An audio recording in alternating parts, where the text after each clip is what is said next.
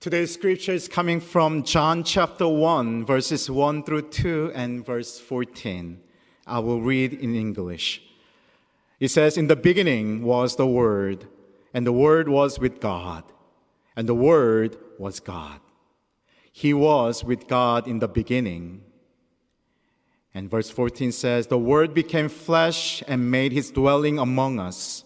We have seen his glory, the glory of the one and only, who came from the Father, full of grace and truth." And this is the word of God for the people of God. Thanks be to God. 오늘은 크리스마스 날입니다. 동시에 올해 마지막 월요일입니다. 저를 비롯해서 여기 계신 많은 분들이 어제 예배를 드리셨습니다. 그리고 24시간이 채 되지 않아서 다시 교회에 나오셨습니다. 여러분들께 질문을 드리고 싶습니다. 오늘 왜 교회에 나오셨습니까? 월요일 오전에 왜 교회에 계십니까? 모처럼 지금 가족분들하고 오신 분들도 계신데 무엇 때문에 가족분들과 이 자리에 나오셨습니까? 네, 목사가 왜 교회에 나왔냐고 질문을 하니까 좀 의아해하시는 표정이신데, 왜 나왔냐는 질문에 대한 가장 적절한 대답은 예수님의 탄생을 축하하러 왔습니다 여야 될 것 같습니다. 그렇다면 예수님이 누구시길래, 그분의 출생이 무언가 대단하길래 이렇게까지 하십니까? 여러분이 믿고 계신 예수님이 어떤 분이시길래 그분의 생일을 이렇게 기뻐하면서 경축하고 있습니까? 시간만 있다면 좀 한 분 한 분 찾아가서 좀 질문하고 물어보고 싶습니다. 개개인의 답을 듣고 싶은 이유는 우리 각자가 예수님을 어떻게 믿고 있는지에 대한 그 답이 다 다르기 때문입니다. 지금 제가 한글로 좀 설교를 하고 있는데 혹시 영어 통역이 필요하신 분들은 뒤에서 receiver를 받을 수 있습니다. If you need English translation, please pick up a receiver. We are offering a simultaneous interpretation right now. 네, 초반에 말씀드렸어야 되는데 지금 말씀드렸습니다. 재작년 2021년 12월에 Lifeway Research라는 곳에서 1,005명의 미국인들을 대상으로 한 조사 내용이 발표됐습니다. 질문은 예수는 누구신가? 라는 질문이었습니다. 이 질문의 주제와 함께 세 종류의 답을 제시했습니다. 화면에 보시는 이 진술들에 대해 얼마나 동의하는지를 알아보는 조사였습니다. 예수 그리스도는 성부 하나님의 아들이다. 그리스도인들이 믿는 예수는 2000년 전에 베들레헴에서 태어났다. 예수가 베들레헴에서 태어나기 전부터 성자 하나님은 존재하셨다. 이 진술들에 대해 각각 응답자들의 80%, 72%, 41%가 동의하였습니다. 그러니까 대부분의 사람들이 예수님은 하나님의 아들이라는 사실과 2000년 전 베들레헴의 출생을 역사적 사실로 믿고 있었습니다. 그런데 예수님이 그냥 일반인이 아니라 이 세상에 태어나기 전부터 존재하셨던 분이다라는 그 사실을 믿는 사람은 많지 않았습니다. 영원하신 성삼위일체 하나님의 한 위격이신 영원하신 성자 하나님이라는 사실은 믿기 어려워합니다. 종교가 없는 사람들 중에 13%의 사람들만이 이 진술에 동의했습니다. 교회를 다니는 사람들 중에서도 63%의 사람만이 3번 진술에 동의했습니다. 평균을 내보니까 41%가 되었습니다. 미국인들의 반 이상이, 또 교회 안에서의 거의 40% 되는 사람들이 예수님을 영원하신 성자 하나님으로 믿지 않고 있습니다. 즉, 사람들은 아까 우리 허 목사님이 읽어주신 요한복음 말씀을 별로 믿지 않습니다. 믿기 어려운 이 말씀을 제가 다시 한번 읽어드리겠습니다. 태초에 말씀이 계셨다. 그 말씀은 하나님과 함께 계셨다. 그 말씀은 하나님이셨다. 그는 태초에 하나님과 함께 계셨다. 그 말씀은 육신이 되어 우리 가운데 사셨다. 우리는 그의 영광을 보았다. 그것은 아버지께서 주신 외아들의 영광이었다. 그는 은혜와 진리가 충만하였다. 요한복음의 저자 사도 요한은 예수님을 말씀, 헬라어로 로고스라고 지칭합니다. 로고스란 요한복음이 쓰여질 당시에 헬라 세계에서 우주 최고의 원리, 모든 존재의 기원 등을 의미했습니다. 요한복음에서 이 로고스라고 불리던 그분은 태초부터 계셨던 분이라고 했습니다. 역사가 시작하기 전에, 천지 창조가 있기 이전의 시간부터 계셨던 분입니다. 스스로 존재하시는 분이신 하나님만 계시던 그때부터 하나님과 함께 계셨던 분입니다. 그 말씀이라는 존재는 바로 하나님이셨다고 했습니다. 성부, 성자, 성령, 삼위일체 하나님을 말할 때 바로 그 두 번째 성자 하나님, God the Son이었습니다. 그런데 그분이 육신이 되어 혈과 육을 가진 인간이 되었습니다. 그리고 인간들 가운데 오셨습니다. 그분은 여기 보여있는 이 네이티비티의 모습처럼 마리아의 태중에서 10개월간 있다가 갓난아기가 되었습니다. 그리고 다른 여느 아이들과 마찬가지로 키가 또 지혜가 자라는 성장기도 보냈습니다. 인간이 아니라면 가질 수 없는 피곤함이나 배고픔이나 목마름도 느꼈습니다. 기뻐하기도 하고 슬퍼하기도 하고 분노하기도 하고 눈물을 흘리기도 했습니다. 그렇게 그분은 인간이 되어서 인간들과 함께 하셨습니다. 비록 그분은 인간의 몸을 입긴 했지만 여전히 하나님 아버지의 영광을 나타내시기도 하셨습니다. 은혜와 진리가 충만하였습니다. 다른 인간들에게는 없는 내재되어 있는 신적인 영광, 은혜와 진리로 가득하신 분이었습니다. 그분은 완전한 하나님이시자 완전한 인간이신 신인, God-man이었습니다. 근데 제가 지금 말씀드린 이 사실이 믿어지지 않는다는 사람들이 있습니다. 안 믿는 사람들이 많습니다. 그들에게 성탄절날 이 베들레헴 말구유에 나신 예수님의 탄생 이야기를 들려주는 것은 괜찮습니다. 그런데 마태복음과 누가복음의 이 탄생 이야기까지는 들어줄 수 있는데 태초부터 계셨던 그 말씀이 하나님이 우리에게 오셨다는 말씀은 받아들이기 힘들어합니다. 요한복음의 이야기까지는 믿기가 힘들다고 합니다. 앞서 말씀드린 조사 결과에 따르면 지금 여기 앉아 계신 분들 중에 40%는 안 믿고 계실 가능성이 높습니다. 오늘 성탄절날 혹시 정말 우리 중에도 성자 예수님이 인간으로 오셨다는 이 사실을 믿지 않으시는 분이 계실지 몰라 오늘 말씀을 계속 질문을 던지며 이어가고 싶습니다. 성경은 성자 하나님께서 인간이 되셨다고 하는데 그분은 왜 육신을 입게 되셨는가? 성부와 성령은 안 그러셨는데 성자 예수님은 왜 인간이 되셔야만 했는가? 라는 질문입니다. 이 질문에 대한 답을 듣고 좀 납득이 된다면 성자 하나님이 인간으로 오셨다는 이 사실을 조금 더 믿을 수 있지 않을까 생각해 봅니다. 이 중요한 질문들에 대해 세 가지로 답변을 드리고 싶습니다. 왜 성자 하나님은 인간이 되셨는가? 첫 번째 대답은 인간의 죄값을 대신 갚기 위해, 인간의 영원한 구원을 위해라고 말할 수 있습니다. 가장 먼저 히브리서의 한 말씀을 제가 읽어드리겠습니다. 이 자녀들은 피와 살을 가진 사람들이기에 그도 역시 피와 살을 가지셨습니다. 그러므로 그는 모든 점에서 형제 자매들과 같아지셔야만 했습니다. 그것은 그가 하나님 앞에서 자비롭고 성실한 대제사장이 되심으로써 백성의 죄를 대신 갚으시기 위한 것입니다. 여기 나오는 그는 성자 하나님 예수님입니다. 성자 하나님이신 예수님께서 인간이 되신 첫 번째 이유는 그가 인간이 되지 않고서는 인간들의 죄값을 치를 수 없었기 때문입니다.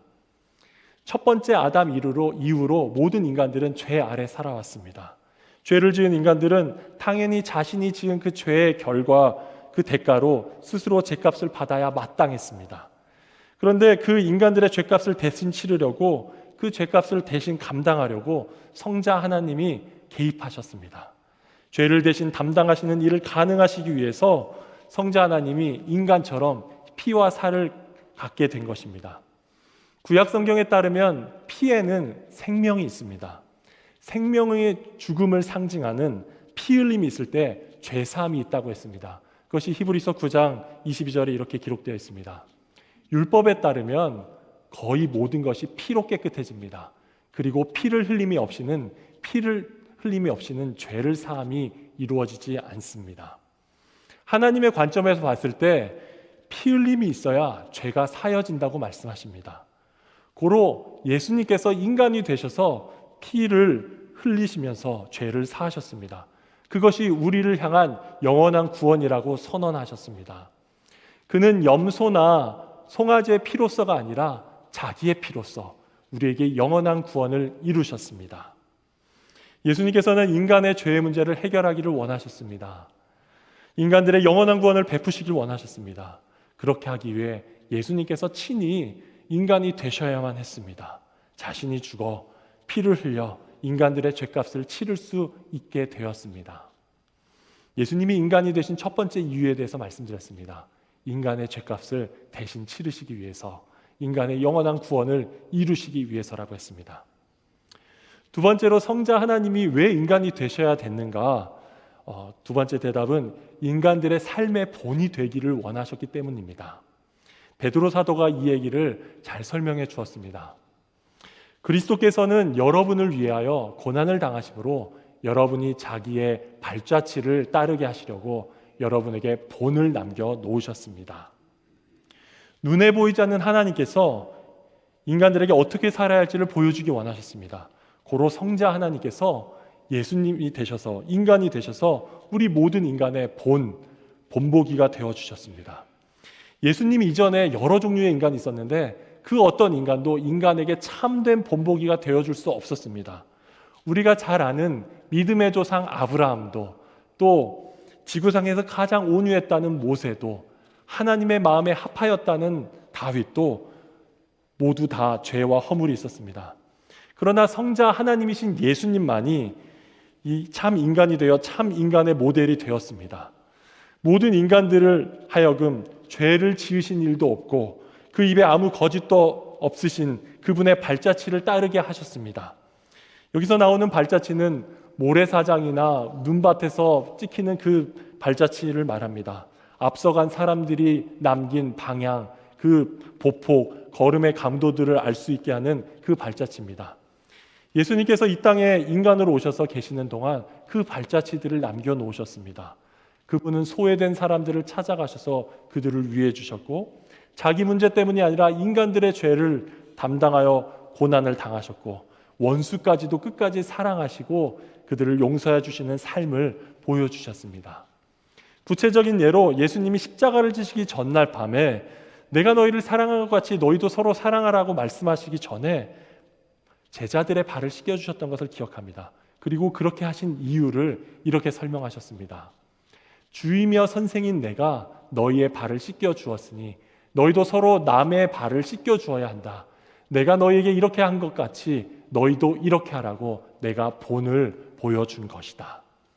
앞서 말씀드린 그 죄를 대신하는 피 흘림, 영원한 구원을 이루기 위한 그 죽음 직전에 예수님은 굳이 이 본을 남기셨습니다.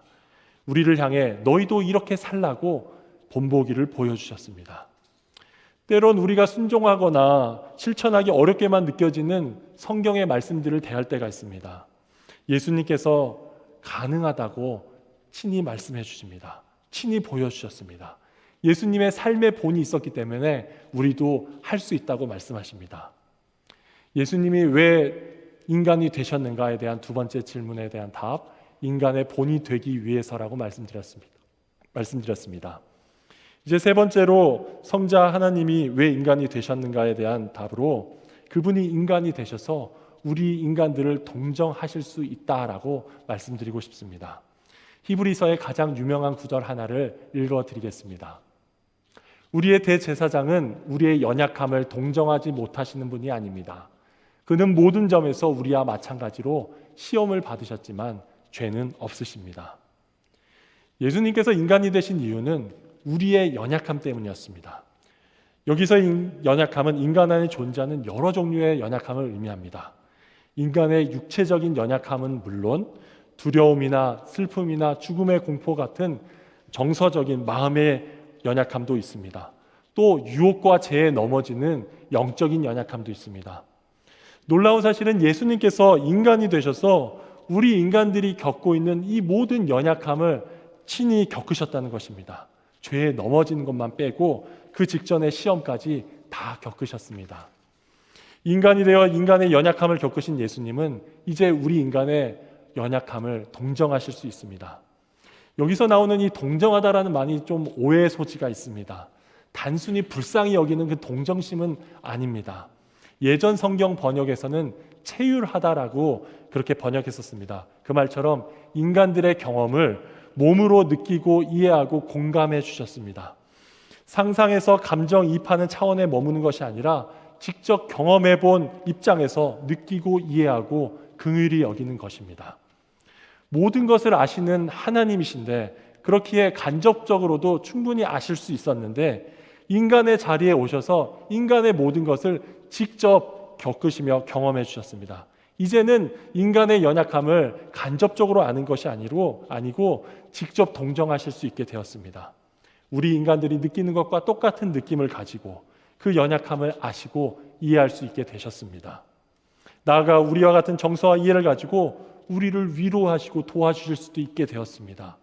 예수님의 위로는 연약함을 직접 경험하신 분의 위로입니다. 연약하여 위로가 필요한 자들을 깊이 위로하며 도와주십니다. 예수님은 왜 인간이 되셨는가에 대한 세 번째 답을 말씀드렸습니다. 인간을 동정하시기 위해라고 말씀드립니다. 지금까지 성자 하나님이 인간이 되신 이유에 대해서 짧게 말씀을 드렸습니다. 이 세 가지였습니다. 저는 우리가 이 크리스마스를 기뻐하며 경축해야 할 이유가 여기 있다라고 믿습니다. 성자 하나님께서 인간이 되셨습니다. 영원하신 그분이 인간의 몸을 입고 역사 가운데 들어오셔서 인간과 같은 몸을 입으셨습니다. 그분이 인간이 되셔서 피를 흘리심으로 우리가 죄사함을 받았습니다. 그 피로 우리가 영원한 구원을 얻게 되었습니다. 그분이 인간이 되셔서 우리가 따라가야 할 발자취를 남겨주셨습니다. 우리의 삶의 본을 보여주셨습니다. 그분이 인간이 되셔서 우리의 연약함을 동정해 주십니다. 당신이 직접 경험한 대로, 당신께서 직접 느끼고 이해하신 대로 우리를 위로해 주시고 도와주십니다. 이 사실들을 믿고 경험하는 사람들만이 참된 성탄의 기쁨과 감격을 누릴 수 있습니다. 여러분들은 이 진리의 말씀을 믿고 경험하고 계십니까? 오늘 이 말씀에 비추어 우리 자신을 잠시 돌아보길 원합니다. 성탄절 이 예배에 와서 이렇게 깊이 생각하고 고민하는 게 어려울 수 있지만 그래도 이 성탄절에 이 성탄의 의미에 비추어 우리 자신을 잠시 돌아봅니다. 인간이 되셔서 나를 대신하여 죄값을 치르신 그 예수님을 여러분 믿고 계십니까? 육신을 입은 후에 피를 흘리신 내 죄를 사하신 그 예수님의 은혜를 경험해 보신 적이 있으십니까? 예수님이 인간의 몸으로 안 오셨다면 우리는 지금도 여기서 예배를 드리는 것이 아니라 소와 양을 잡아 제사를 드리고 있을지 모릅니다. 아니면 우리의 생명으로 직접 우리의 죄값을 치르는 것밖에는 방법이 없었을지 모릅니다. 오늘 예수님이 인간이 되셔서 십자가의 피 흘림으로 나의 죄를 해결해 주셨다. 영원한 구원을 허락하셨다는 복음의 말씀을 다시 들으셨습니다. 지금껏 수없이 많은 성탄절들을 보내오셨을 텐데 여전히 이 사실을 믿지 못하고 받아들이지 못하는 분이 없어야겠습니다. 내 힘으론 해결할 수 없는 내 죄의 문제를 끌어안고 예수님 없이 죄의 굴레 가운데 머물러 있지 않기를 소망합니다. 예수님께서 인간이 되어 오신 이 사건을 헛되이 만드는 일을 반복하지 않으시길 바랍니다. 예수님께서 육신을 입고 오셔서 나의 죄를, 내 죄값을 치르셨다. 영원한 구원의 문을 여셨다. 우리 모두 우리의 죄와 구원을 위해 인간이 되신 예수님을 믿을 수 있게 되길 소망합니다. 또한 인간이 되셔서 나의 삶의 본이 되신 예수님을 나는 닮아가고 있는가 질문해 봐야 합니다. 예수님께서 인간이 되어 이 세상에 계시는 동안 우리를 위해 남기신 그 발자취들을 떠올려 봅니다. 예수님께서 새벽 미명에 또 밤늦은 시간에 특별히 인생의 중요한 문제들을 앞두고 하나님께 온전히 의지하고자 기도하셨던 것을 기억합니다. 나의 삶의 본이 되어주시기 위해서 그렇게 하셨습니다. 예수님께서는 당시 엘리트 계층, 지도층들, 부자들만 어울리지 않으시고 소외되고 미천하고 손가락질 당하는 일과 시간을 보내시곤 하셨습니다. 나의 삶의 본이 되시길 위해서였습니다.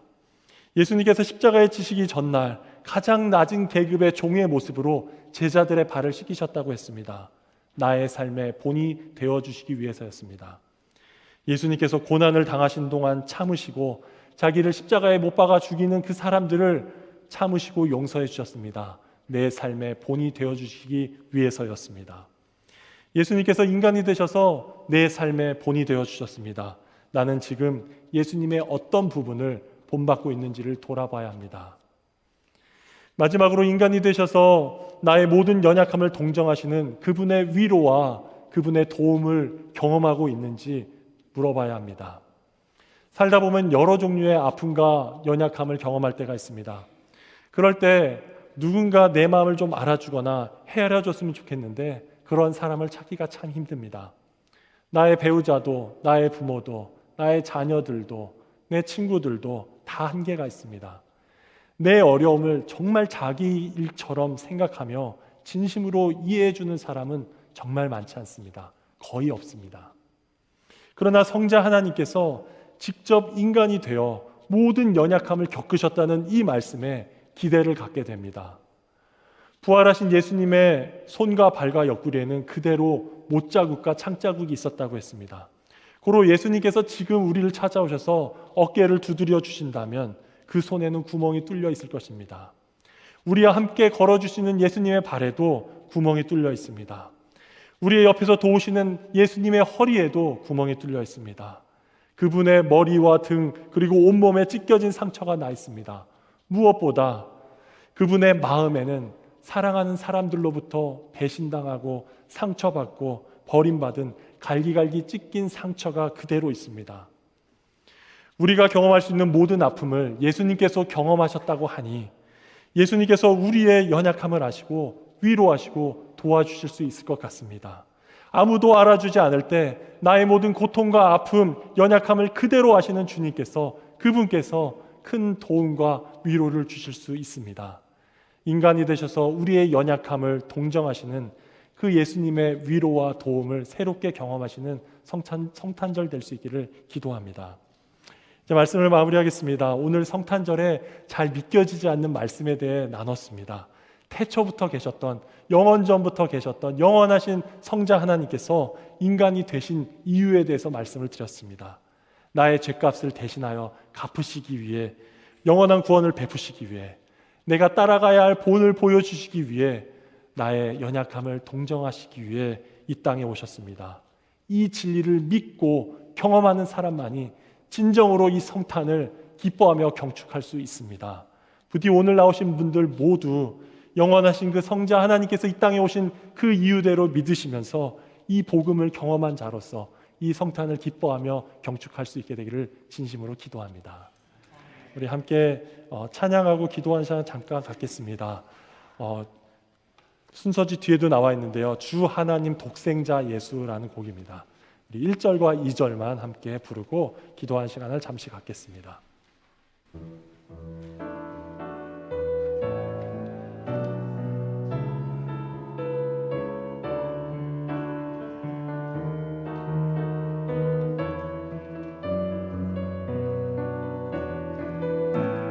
주 하나님 독생자 예수, 주 하나님 독생자 예수 날 위하여